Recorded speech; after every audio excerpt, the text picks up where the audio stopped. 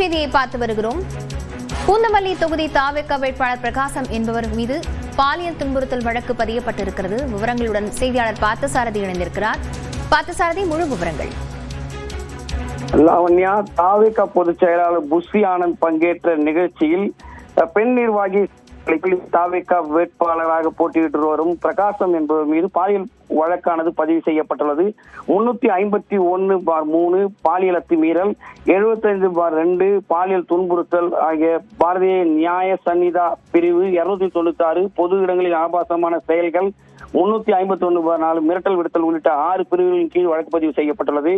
இந்த பாலியல் அத்துமீறல் மற்றும் பாலியல் துன்புறுத்தல் வழக்கில் வழக்கு பதிவு செய்யப்பட்டாலும் 6 மாதம் முன்பு நடந்த இந்த வழக்கில் தற்போது புகார் அளிக்கப்பட்டுள்ளது ஒட்டுமொத்தமாக ஒரு கவனத்தை ஈர்த்துள்ளது.